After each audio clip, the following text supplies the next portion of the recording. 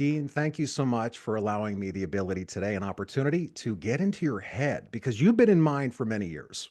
Well, my head's a pretty strange place, so it could get scarier than you expect.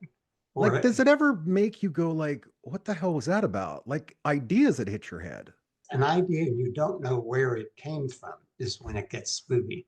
I mean, if I heard a line in a Paul Simon song and it generated an entire novel, which happened once, or I can tell you where it came from, that's fine. But when something very strange comes into my head and there is nothing I can track it back to, that sometimes makes me wonder about myself or wonder about where creativity and inspiration comes from.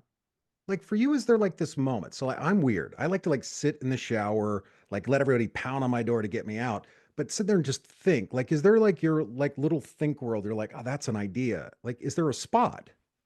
No, it can be in the office when something hits me. It can be in the car coming back from a meeting with studio executives, and you're in such a terrible mood. You turn on the radio, or in those days the CD deck, and just start listening to something, and a line from a song goes boom, and there's the idea.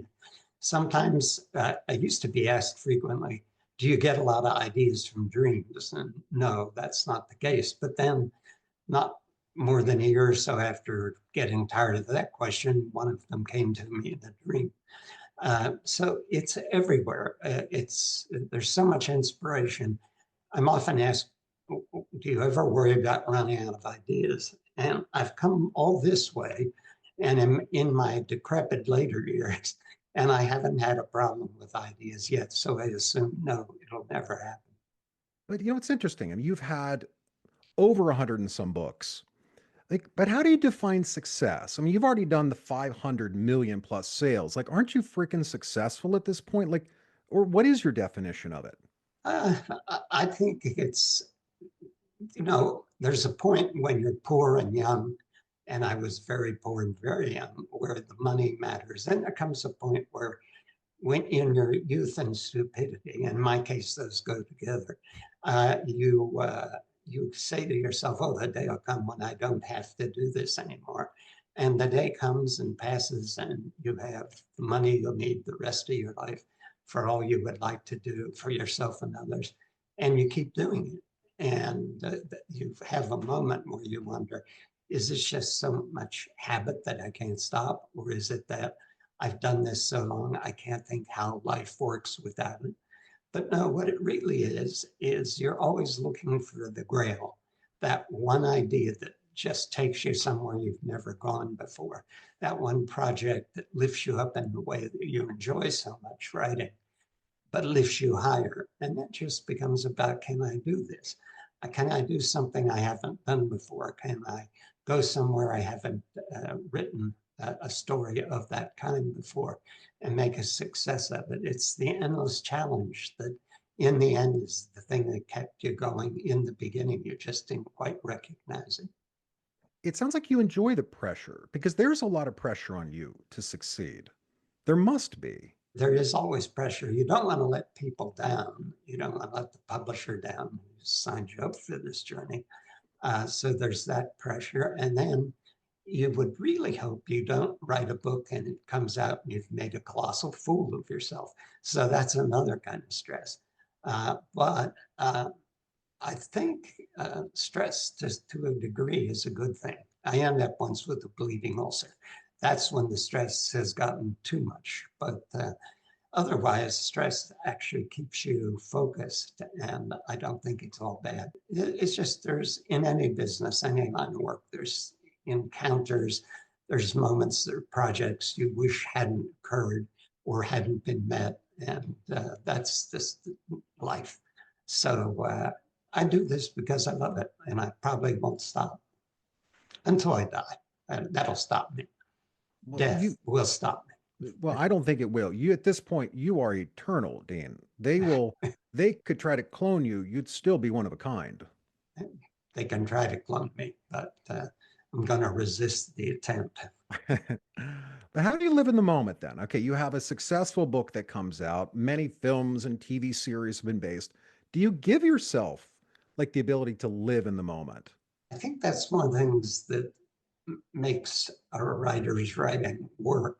Uh, it's that even though you go into a monastic sort of mode when you're writing and you try to seal the world out, you still live in the moment. You still live in the world and absorb it.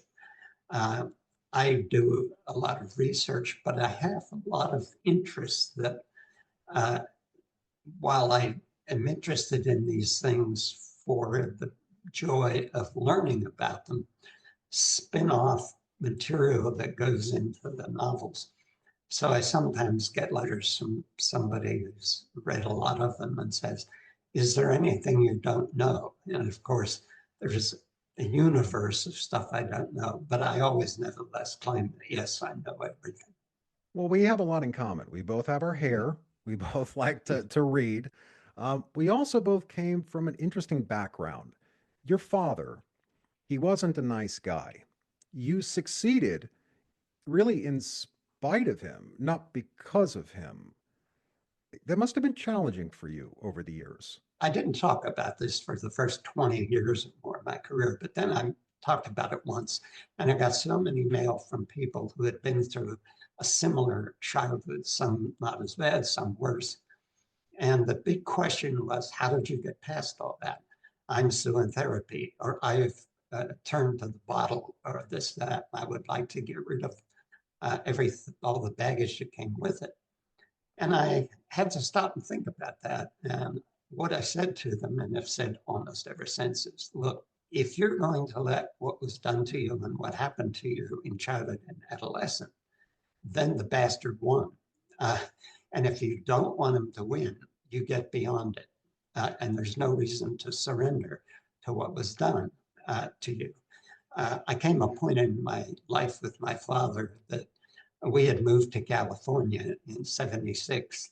And I think it was in 77. It was very soon after. A friend of his, the only friend he had in the world actually, called me up and said, your father only has less than a year to live. He's destitute. He was always destitute because if he ever did make any money, he spent it on booze, gambling, women, and buying drinks for other people in the barroom. So Mm. he would seem to be a big man. And my wife and I had to sit down and say, okay, he never provided for my mother and me. But if we don't provide for him, then we're doing essentially the same thing he did. However, you can't send me money because it'll be gone in a day.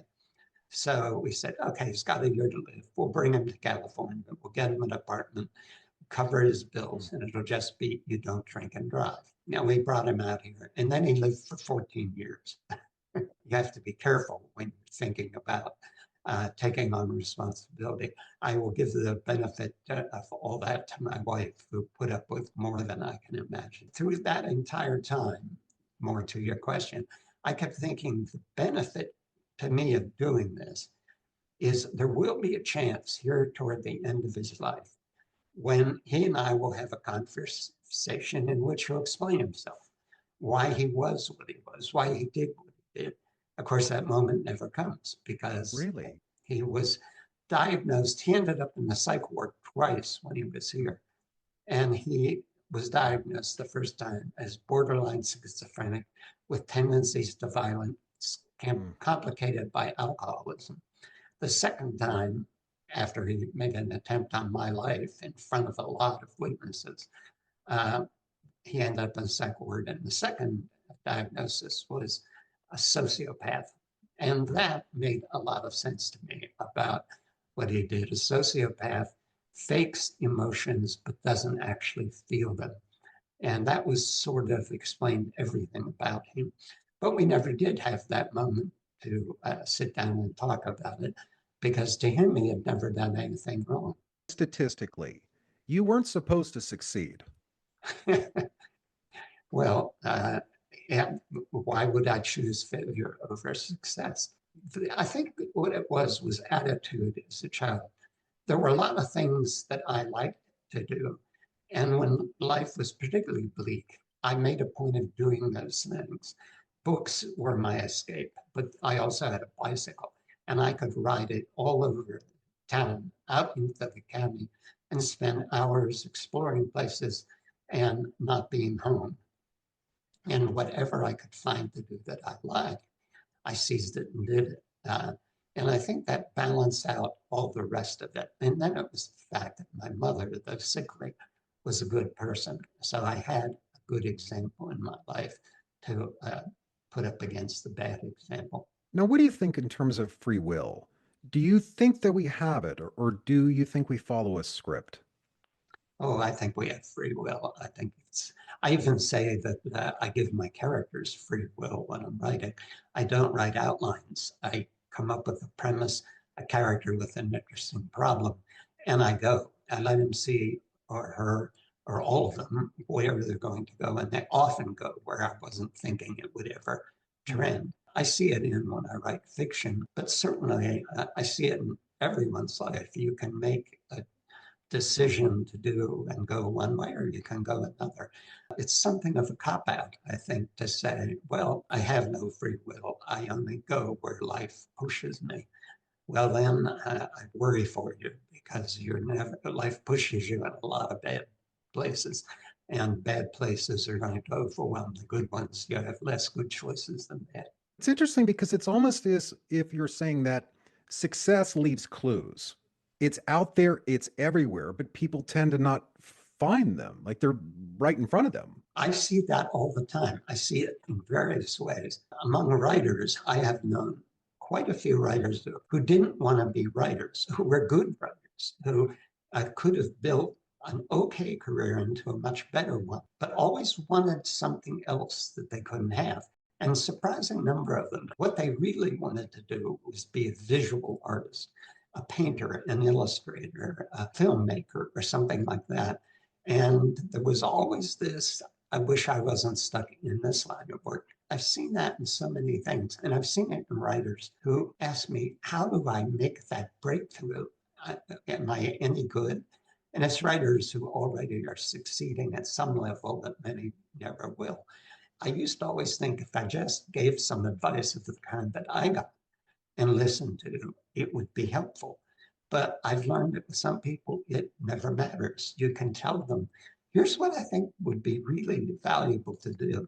And if it's almost as if you tell them and they think, they actually say that that really resonates with me, they nevertheless go forward without ever doing it. So I don't necessarily offer advice anymore because it's never taken. You want more for others than they truly want for themselves, it sounds like. Well, sometimes, I mean, if somebody has real talent, it's kind of an awful thing to watch them not develop it. On the obverse of that, I've known a number of visual artists who are very, very good painters, filmmakers, and yet they don't want that. They want to be novelists. Hmm. And I think there's something in the human psyche that rebels against its own success. And I don't know what to call it. Maybe I have to think about that more. But I've seen it so often that I think it is a problem. We stand in our own way. I'm not the only one that said that. Many other people have said it. And I certainly did the same thing in the first 15 years of my career. I knew where I wanted to go. And when I finally realized how to get there, I thought that realization could have occurred 10 years ago. What, Interesting. what was it that kept me from putting my hands around the idea of what I had to But it's interesting because and clearly I had you do? wrong, but I took his beat to be a learner, not a knower, someone who's able to pivot and always picking up things around him. So it sounds like there was this period, at least for you, that you seemed to know, and then all of a sudden, like this spark or enlightenment happened, and everything changed. I was always searching out and trying to learn, but I wasn't. Now that you push me to this in my early career, the Bring it on. publishers I was dealing with, the agents I was dealing with the exception of one. The first, let's say, three agents I had and the first several publishers. There's a lot of common wisdom in publishing, as pretty much as in every line of work. But as I say to some writers, that common wisdom is usually common but not wise. And you don't know any better when you're young, especially when you come out of a background like I came from. And you think, and a lot of people have told you, you're just like your father, you're not worth anything, that kind of thing. When you finally start to achieve a little something, you're selling some short stories, you're selling a paperback novel, they're not paying a fortune, but it's a breaking into something you've dreamed of doing. And you're too eager to take every piece of advice that comes your way. And it takes time, at least it did for me, to realize how much of that advice is worthless or even uh, sends you in the wrong direction. And it took me a long time to get cynical enough to say, wait a minute, there's something wrong with the direction all these people have pushed me. And there's some other way I have to achieve what I'm after. So, in a sense, what you said is true. I was a learner, but I knew there was somewhere else to go, that what I was absorbing from the people who were supposedly in the know was not the thing that was going to send me where I wanted to go. Interesting. My uncle is a cardiologist, and a number of years ago, he was telling me that he calls them the suits. Came into the hospital, and we're telling them all what to do. And I said, it sounds like people who've never sold lemonade before are telling you how to sell lemonade. That's what I'm hearing you say, Dean. That's a lot of it. When I first started to crack that marketplace in a bigger way, I had a publisher who argued with me aggressively. And we were doing well in paperback, and they were making serious money out of it. But they didn't want me to grow or change. She wanted me to stay exactly where I had been, so that there was a certain level of profit to be guaranteed. But that meant I would be writing pretty much the same book for the rest of my life. When I started crossing genres, uh, she kind of exploded. And we went into long arguments. I delivered a book called, after I had a book on the bestseller list in hardcover, but at lower numbers. Uh, I delivered another book after it called Lightning. I knew Lightning was a book that would appeal to a wide audience. I just knew it in my bones. And she hated it and told me all kind of reasons why. And we spent 6 months arguing about it. She wanted me to put it on the shelf for, I think she said 7 years. And after we've had 7 years of success, you can publish something this bad. And I said, I don't think it's bad. It's just different from what you're expecting me to do.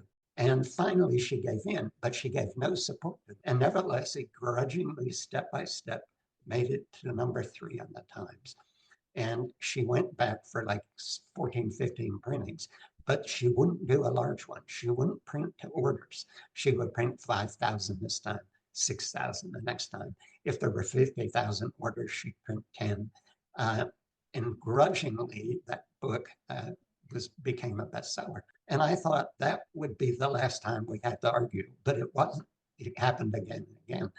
And I'm not quite sure how this was an answer to your question, because if so, It is because it tells me that there are many people telling the creative how to do it, yet they've mhm. never done it themselves, and they're putting you into a box. Do you ever get angry? You said you got angry, but like, what's a Dean anger? Like, you start screaming and shouting and throwing books across the room.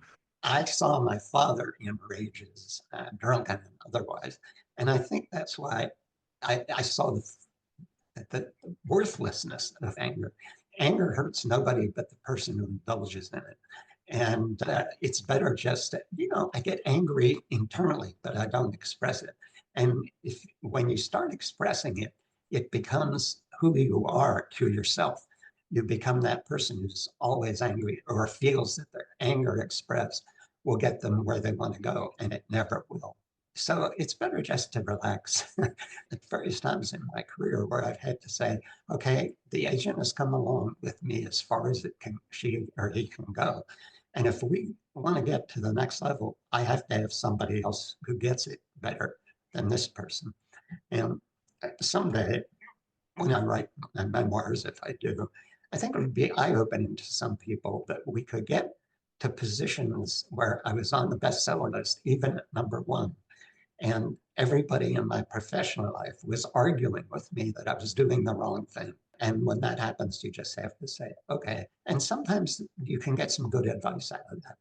But when they're trying to argue with something that's succeeding, then that's where you have to say there's something psychologically wrong with this person, and I'm never going to cure them. So I need to go on and see what the next place will be like.